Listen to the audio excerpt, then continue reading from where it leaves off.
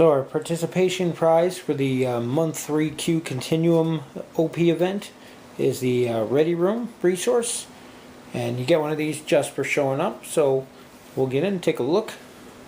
There we have our Ready Room resource. 5 points. This card explains the rules for the Ready Room resource card and serves as a reference card to remind players of its effect. At the start of the battle, place 4 mission tokens on this card. Once per round, one of your ships may spend one of these mission tokens removed from the game to achieve the following effects.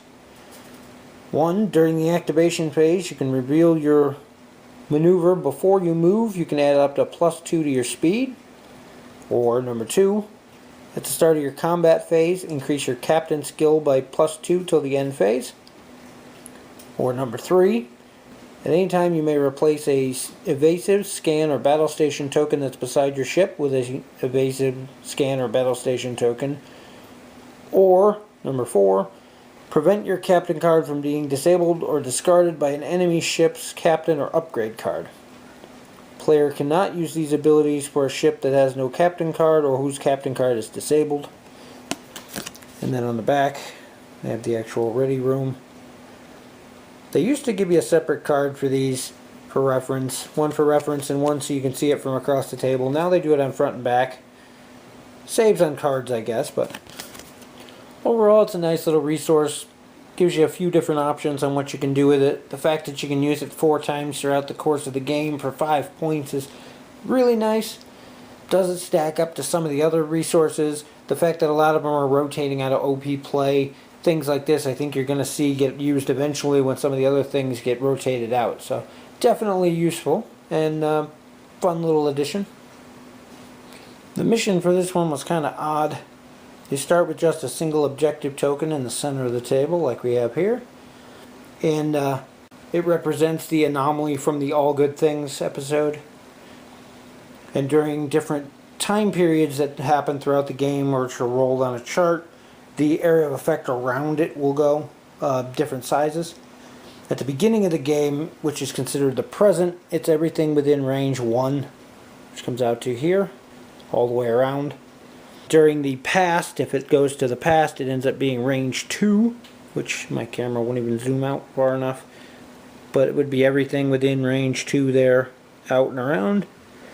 And then during the future, it's just the token itself. And at the end of each turn, there's a little chart you roll on to see which past, present, or future the next turn takes place on. Every time the time shifts, you're going to get a critical token put next to your ship if you don't already have one. Then during the turn, you can spend those tokens to perform one of 2 new actions. And the actions you can take depend on which time period you're in. During the past, during the planning phase, you can remove a disable upgrade token from one of your upgrades. Or during the planning phase, you can repair 1 damage to your hull or shield. During the present, during any roll attack dice step, you can set one of your attack dice on the result of your choice. This die cannot be re-rolled during the attack. Or during the modify attack dice step, you may re-roll any number of your attack dice. And if it's in the future, during the activation phase, immediately before you move, you may change your chosen maneuver. Or during the activation phase, after you move, you can perform one of the actions on your action bar as a free action. Now you can spend those critical tokens to activate any of those abilities on any ship in your fleet, but only 1 can be used for your ships each round, and only on 1 ship. Now on top of all that, when a ship executes a maneuver where either the maneuver template or the ship's base overlaps the anomaly, keeping in mind how big it is currently, the ship may forego its perform action step to create a static warp shell. If it doesn't, you're going to suffer 1 damage. And that's not 1 die, that's not anything, it's just 1 outright damage. Each time you create a static warp shell, you can place a mission token into a stack beside your ship cards. And the game goes until one person's fleet is destroyed or time runs out. At the end of the game, each player is going to gain a +2 fleet points for each static warp shell token that you've collected. And the player that created the most static warp shells and has the most tokens collapses the anomaly and gains an extra 20 fleet points for the game. So they add up quick, and it's pretty one-sided as to who's going to win if things are going well, just because of that bonus plus 20 points in there, unless there's a tie. I see a lot of people who did this, went in quick, tried to get to the anomaly as fast as possible, and dropped a couple minefields around it, which really makes it detrimental for your opponents to get in there. Other people tried to ignore it altogether and just wipe out your opponent's fleet. And the other thing you can do is have one ship go and try to get the static shells going while the other two ships are fending off your opponents. Lots of different ways you could do this one, but it was an interesting scenario. For winning the month 3 event, you get the IRW Terex. It's another Dideridex ship. Comes with some cool stuff.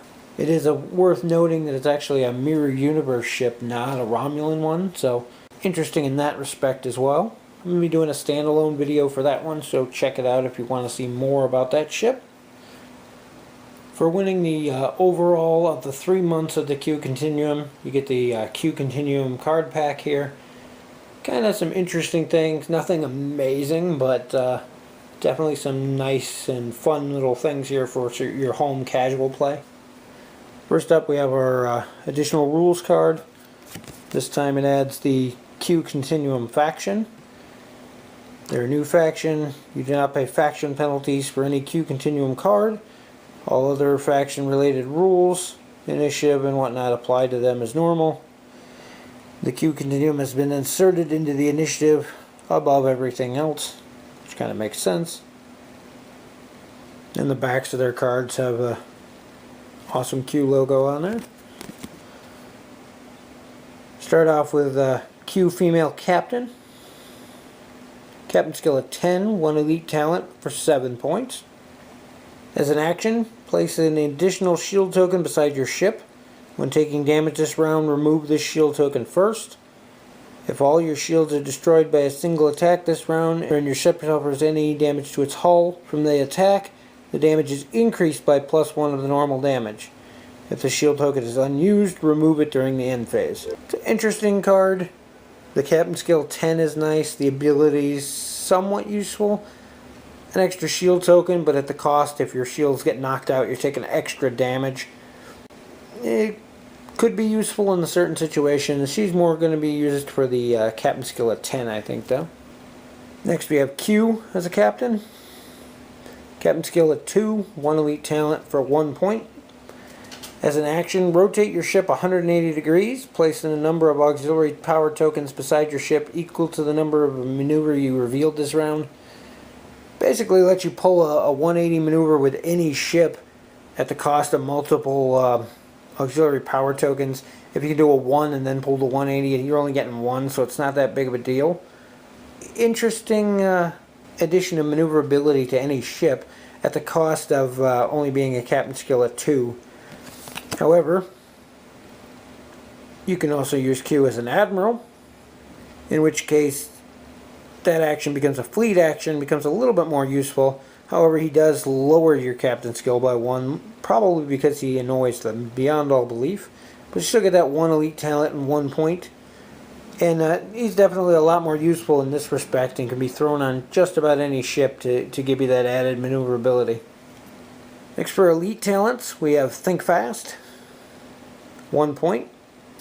During the roll attack dice step, when attacking with a primary weapon, you may discard this card and disable one of your other upgrades to gain +1 attack die for that attack.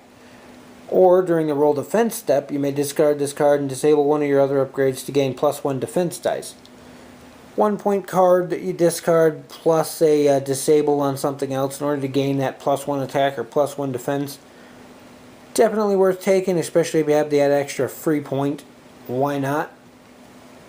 Next, for crew upgrades, we have Quinn, 2 points.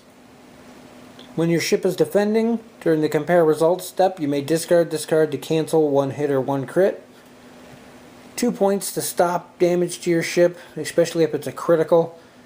Definitely worth the cost, especially the fact that you reveal it during the compare results, so you already know if you're going to get damaged or not. So you know if you want to use it to stop that damage from taking place. And last we have Q2. He's a question mark upgrade for 5 points. He can be used as a crew, an elite talent, a tech, or a weapon upgrade of your choice.